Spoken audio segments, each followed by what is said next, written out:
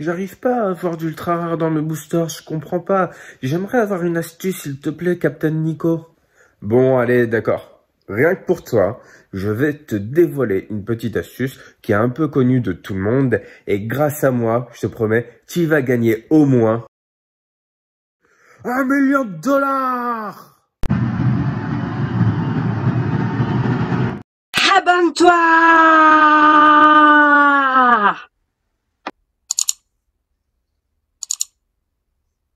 Salut les Poképotes, on se retrouve dans cette nouvelle vidéo de Captain Nico, et Captain Nico, c'est moi!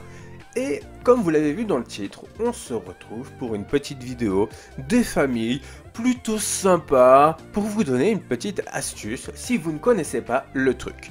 Bon, après c'est vrai il faut un peu de matériel, mais je vous ai mis le lien dans la description de cette vidéo. Déjà, pour l'astuce de cette vidéo, parce que pour ceux qui n'ont pas lu le titre de la vidéo et qui sont arrivés en cours de route, soit pendant l'avant-première de la vidéo à laquelle je participerai certainement, ou soit je ne sais quoi, c'est pas arrivé de tomber sur la vidéo dans un fil d'actualité comme ça, de cliquer dessus, ou alors que ça s'enchaîne après une autre vidéo qui n'avait aucun autre rapport.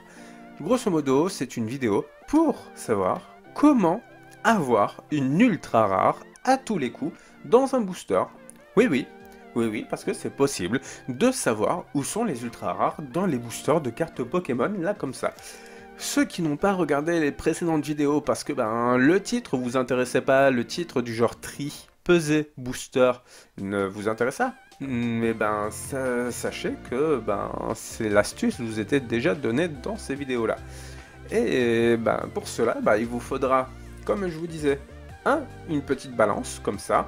Une petite balance, si possible, qui pèse minimum 50 grammes, pouvant aller à 2 chiffres après la virgule. Moi, ma balance, elle va 3 chiffres après la virgule. Ça coûte entre 10, 15, 20 euros sur Internet, mais après, ça peut valoir le coup. Alors, attention, je vous fais cette vidéo-là, mais je ne suis pas caution ni garant, ni même je ne vous dis pas d'aller le faire en magasin.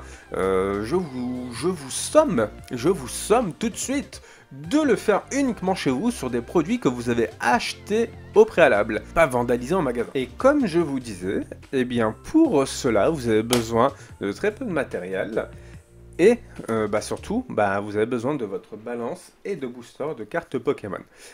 Pour l'exemple, en fait, on va considérer qu'un booster est léger si le poids est trop bas et qu'un booster est lourd si le poids est assez haut.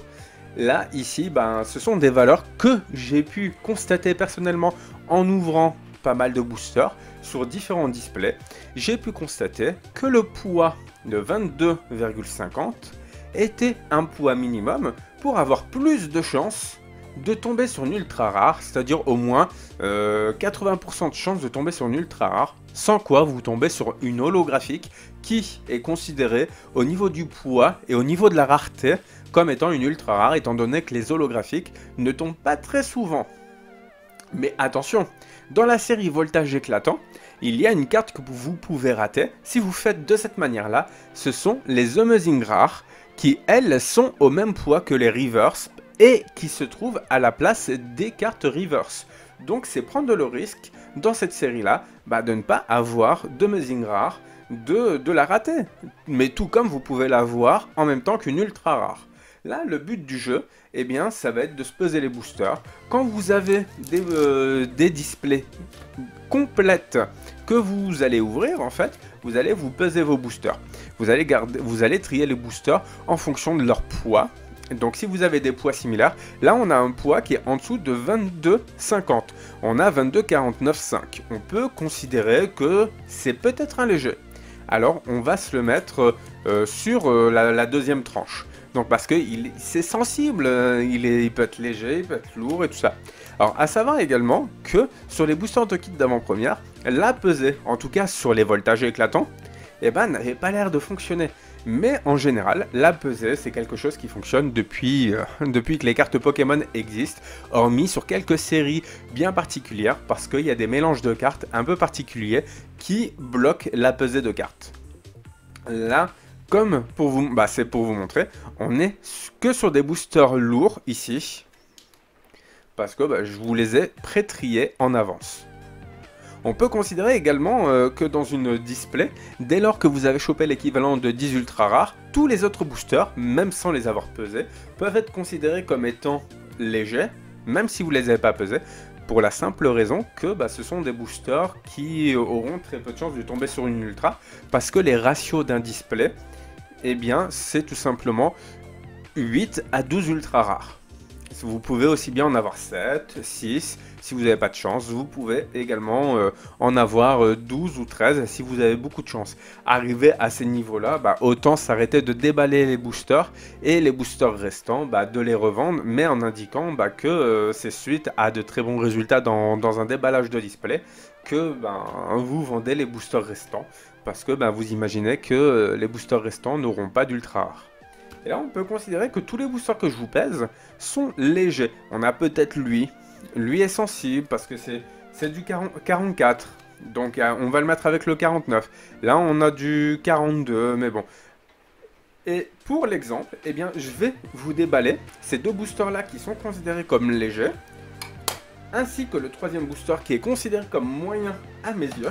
Les autres boosters qui sont légers ici, je ne les déballerai pas. Ça évite de gaspiller. Je déteste le gaspillage. Et puis, clairement, s'il y a moyen de les vendre à un prix pas trop cher, mais à un bon prix, eh bien, si ça peut faire plaisir à quelqu'un pour offrir des boosters à Noël, et sachant que, je sais pas, pour mettre dans un calendrier de l'Avent, ce genre de choses, pour mettre dans des chaussettes de Noël, clairement, ça peut valoir le coup. Je sais pas, quand vous achetez des boosters à 2 € sur Internet, il y a de grandes chances que ce soit des boosters pesés. Et donc, des boosters légers surtout. Hop là. Et donc là, on est sur les deux boosters légers, plus le troisième qui est considéré comme moyen, étant donné que son poids est en dessous de 22,50. On commence avec Moustillon, Mascaillement, Nirondelle, Aspico, Statitique, Une Énergie, Migavolt.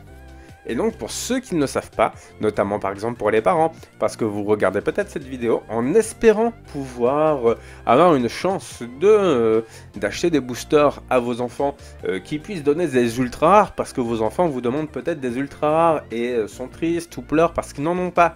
Eh bien peut-être que cette vidéo sera une astuce pour vous. En tout cas, pour acheter des boosters sur internet, vous les pesez. Alors bien sûr ça ne marche pas avec une balance de cuisine pour peser de la farine, mais vous les pesez avec une balance de précision qui a 2 zéros minimum après la virgule. Et clairement, après ça vous permet de leur donner que les boosters lourds et de revendre à un prix plus intéressant les boosters légers et à indiquer que ce sont des boosters légers. Et là pour le coup, on a Limonde de Galar et Farfuré qui n'est pas une ultra rare, mais c'est tout à fait normal étant donné que c'est un booster léger.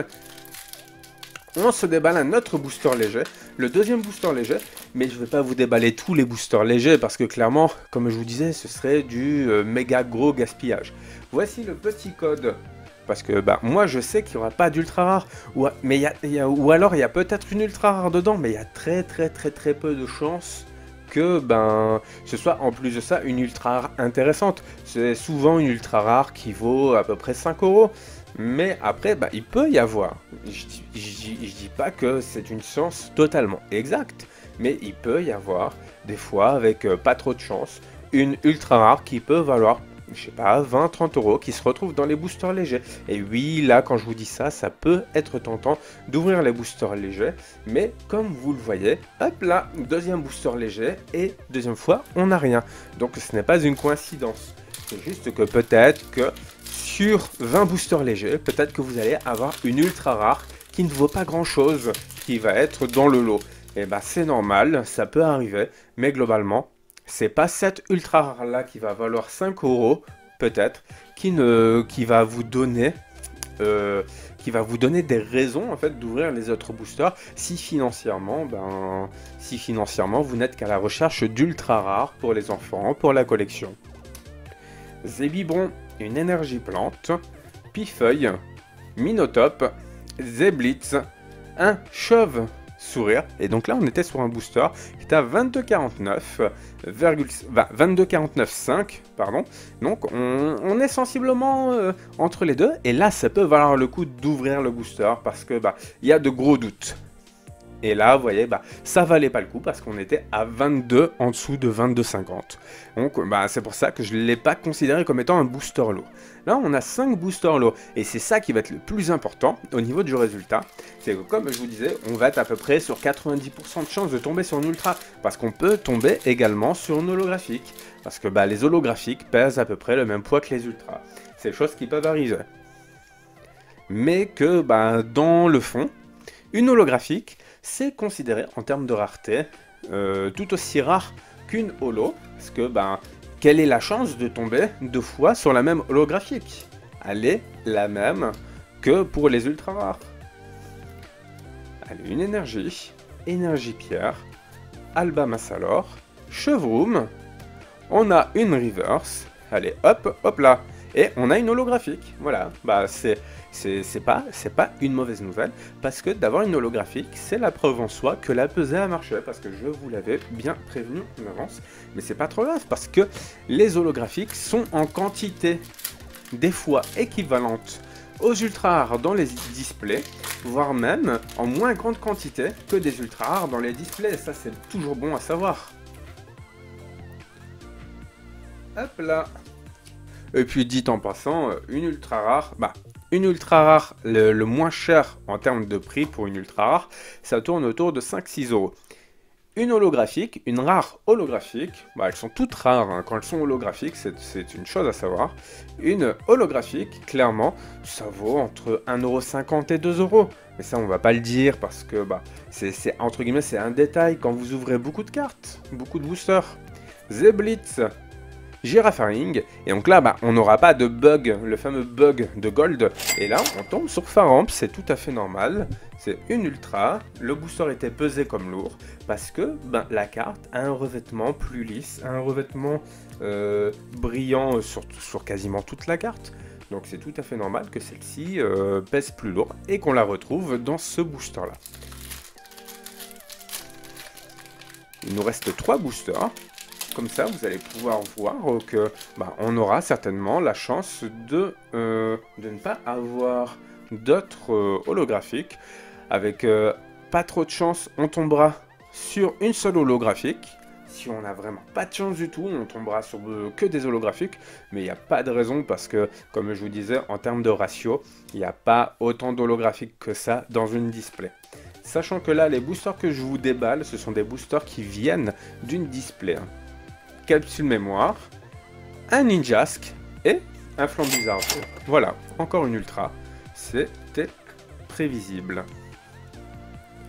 On lui met une petite protection parce que ben forcément, si les cartes ne sont pas protégées et qu'elles s'abîment, bah, ça n'intéresse plus trop les collectionneurs.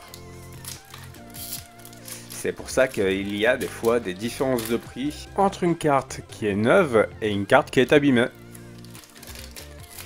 Après, c'est sûr que lorsque on n'est pas trop dans la collection, eh bien, on ne comprend pas forcément pourquoi il pourrait y avoir autant de différence entre deux mêmes cartes. Et ben, c'est tout simplement que la moindre petite éraflure sur une carte abîmée, sur une carte en général, ben, peut lui faire perdre beaucoup de valeur, notamment pour une carte qui peut valoir cher, ou un petit défaut.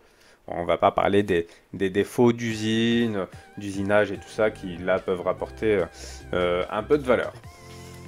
Allez, on est sur notre avant-dernier booster qui est un booster lourd. Donc on a en toute logique une ultra rare là-dedans ou une holographique. Bon, voilà, là pour le coup c'est une holographique. Mais bon, on considère ça comme étant entre guillemets même rareté qu'une ultra rare parce que bah, elles sont tout autant compliquées à avoir les holographiques. Et là, on va se faire notre dernier booster. Encore toute logique, on devrait avoir une ultra rare là-dedans. Je crois qu'en plus, c'était un booster assez lourd, à 22,57 ou 22,62, je crois. Je m'en souviens plus, mais je me souviens qu'il y avait un booster particulièrement lourd. 1, 2, 3, 4. Là, 1, 2.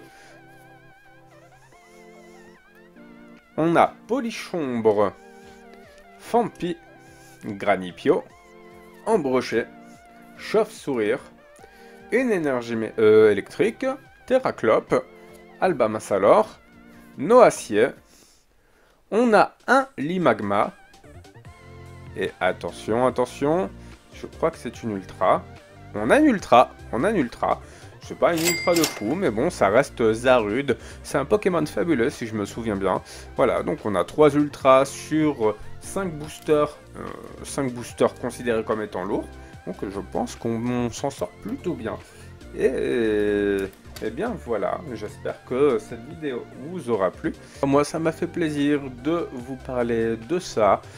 J'aurais bien aimé qu'on tombe sur une petite carte full art, une secrète, une carte, on va dire, un peu plus intéressante en termes de valeur, mais également en termes de collection, parce qu'il est à savoir que les cartes qui ont souvent de la valeur, ce sont des cartes qui sont intéressantes en termes de collection. Une carte qui va valoir 5 € ne sera pas forcément collectionnée par recherchée et collectionnée par tout le monde. Voilà, et puis il n'y en aura peut-être pas une carte qui vaut 5 €, et ben ça va courir les rues, contrairement à une carte qui peut valoir 100 € qu'on ne va pas trouver n'importe où, n'importe comment, et que peut-être que beaucoup de gens la voudront pour la collection, mais que ils auront peut-être moins de chances de la trouver un peu partout, contrairement à une carte qui vaut 5 €, 6 €, comme les cartes ultra rares qu'on a déballées là. Voilà, en tout cas, on se retrouve dans les prochaines vidéos sur la chaîne Captain Nico officiel. J'espère également que vous serez là pour le concours de la PlayStation 5. Dès lors que je l'ai, je vous balance le concours en ligne. Ça va être un truc de malade. Et puis, d'ici là, n'arrêtez pas de geeker, comme d'habitude. Allez, ciao!